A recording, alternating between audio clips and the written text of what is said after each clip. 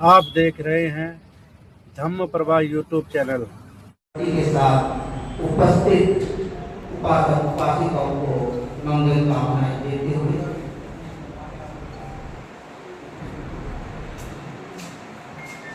इमे हेते महाबोधि लोकनाथेन पूजिता अहमपि ते नमस्कामि बोधि राजा नमस्ते।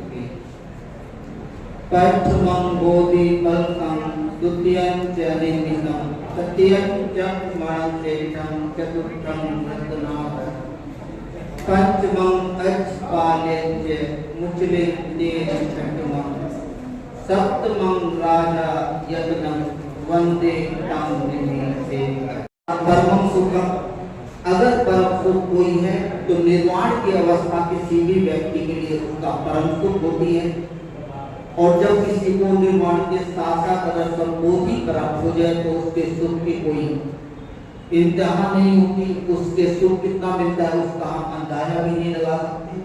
तो जब सिद्धार्थ गौतम को संबोधि प्राप्त हुई तो एक हफ्ते तक वह उसी पेड़ के नीचे बैठे रहे और अब उन्हें अपनी संबोधि का निर्वाण का सुख होगा।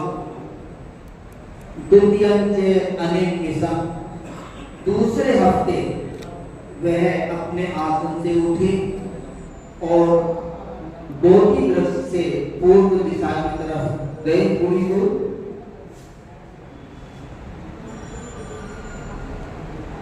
बोधि वृक्ष की तरफ गए। दूसरे हफ्ते उन्होंने पूर्व की तरफ खड़े होकर केवल बोधि वृक्ष को देखते ही रहे। वह कुछ बोले नहीं, कुछ नहीं, केवल उन्होंने अपनी करुणा के द्वारा उसको उसके प्रति अपनी करुणा व्यक्त की, उसके प्रति अपनी कृतज्ञता व्यक्त की। जैसा कहा इनमें हेते संबोधि ज्ञान की प्राप्ति हुई 528 ईसा पूर्व वैशाखी पूर्णिमा के दिन। 483 ईसा पूर्व वैशाखी पूर्णिमा के दिन सर्वसंपूर्ण को महापरिनिर्वाण को प्राप्त हुए। इस बड़े हर्ष और उल्लास के साथ मना रहे हैं। ये 1 तारीख को पूर्णिमा के और हम उसी के उपलक्ष्य में ये कार्यक्रम को मना रहे हैं। सिद्धांत के रूप में वैशाखी पूर्णिमा के दिन लुम्बिनी वन में 563 ईसा पूर्व सिद्धांत के रूप में साल पेड़ के नीचे जन्म हुआ। वैशाखी पूर्णिमा के दिन वो बना रहे हैं। ऐसा महामानव जिन्होंने मानव के कल्याण के लिए,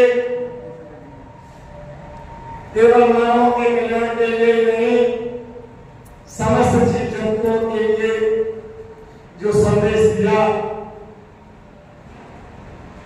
आज के दिन हम उस संदेश को लेकर के आगे पवित्र पावन पूर्णिमा मना रहे हैं।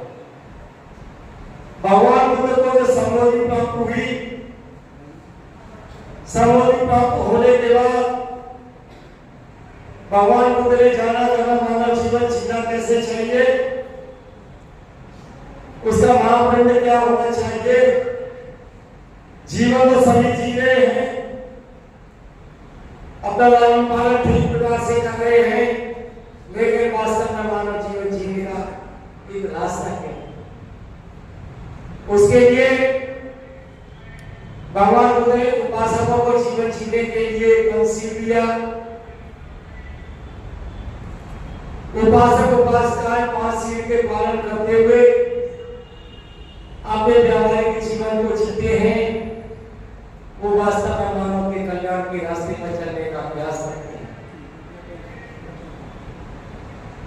उसके बाद एक जीवन जो जीते हैं वो अष्टशील का पालन करते हैं और जो भिक्षुओं का जीवन जीते हैं वो 228 किलो का पालन करते हुए भगवान बुद्ध के बताए हुए रास्ते का पालन करते। लेकिन भगवान बुद्ध ने मानव कल्याण के लिए संबोधित प्राप्त होने के बाद जो शिक्षाएं दी और हम लोगों ने आप लोगों ने जो मानव जीवन में जो भी सीखा भगवान बुद्ध की वाणी में उसको संकल्प की भावना के साथ